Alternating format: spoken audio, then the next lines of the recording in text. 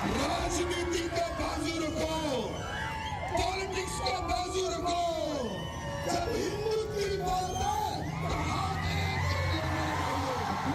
Majority दो तरह से बनाई जा सकती है। एक जिसमें आप मेजॉरिटेरियन स्लोगन्स का सहारा लेकर मेजॉरिटी बनाएं। अगर वो ज्यादा सुविधाजनक है तो आप उसका इस्तेमाल कर लें। इसलिए जयप्रकाश नारायण को अब्दुल गफूर गाय खाता है के नारे से कोई परहेज नहीं था, क्योंकि उससे ज्यादा जनता के जुटने की सुविधा थी। जयप्रकाश नारायण ने पहली बार झूठ का सहारा लिया था। मुझे अभी तक याद है कि बिहार में अब्दुल गफूर की सरकार थी, अदीब साहब को ज्यादा याद होगा। अब्दुल गफूर वाहिद मुसलमान चीफ मिनिस्टर थे उस वक्त, और मैं बिहार का हूँ, सिवान का हूँ, जहाँ के अब्दुल गफूर थे। उनकी शोहरत एक निहायत ही ईमानदार राजनेता की थी, लेकिन जयप्रकाश नारायण ने अब्दुल गफूर की सरकार का इस्तीफा देने की जिद पकड़ ली, और नारा भ्रष्टाचार का था। इससे बड़ा झूठ कुछ हो नहीं सकता था। उस वक्त बिहार में जयप्रकाश आंदोलन में जो नारे लगते थे उनमें एक प्रमुख नारा था, वह था गाय हमारी माता है, अब्दुल गफूर उसको खाता है। यह प्रमुख नारा था। जयप्रकाश नारायण के पास ये नारा लेकर उनके साथी गए, और जयप्रकाश नारायण ने कहा कि यह बहुत महत्वपूर्ण नहीं, क्योंकि जनतांत्रिक परिवर्तन करना बहुत महत्वपूर्ण। और वही चीज बाद के दिनों में थी, जिसमें आप ज्यादा जनता किससे जुटा सकते हैं। तो जनतंत्र में मेजॉरिटी का फॉर्मेशन जरूरी है, लेकिन मेजॉरिटी अगर मेजॉरिटेरियन मेजॉरिटी हो तो उसको डिसलॉज करना बहुत ही मुश्किल है, असंभव हो जाता है।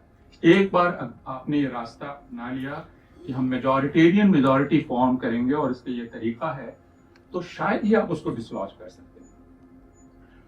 और यह नुस्खा भारतीय जनता पार्टी के पास है, लेकिन जैसा मैंने कहा कि इस नुस्खे का इस्तेमाल समाजवादियों ने सबसे ज्यादा किया और गांधीवादियों ने किया। जयप्रकाश नारायण सबसे बड़े गांधीवादी माने जाते हैं, जिन्होंने सामाजिक परिवर्तन का नारा दिया।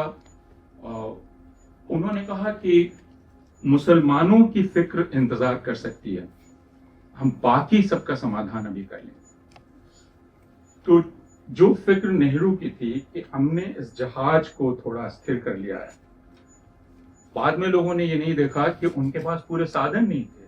1961 जबलपुर, अगर उसको मैं एक मेजर पॉइंट मानूं, जबलपुर की हिंसा, उसके बाद से लगातार होने वाली हिंसाएं और उसमें हमारी असमर्थता, उसके बावजूद जब हमने ये फैसला किया ये हमारे लिए सेंट्रल कंसर्न नहीं है, तो हमें इस जगह पहुंचना ही था जहां हम पहुंच गए।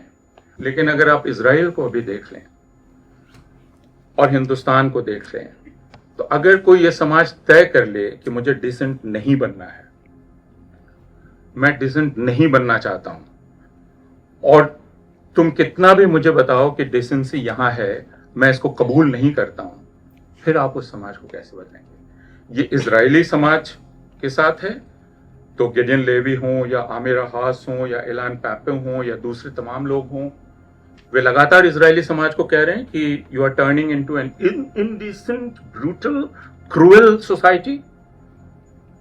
इजरायली सोसाइटी को इसकी कोई फिक्र नहीं है।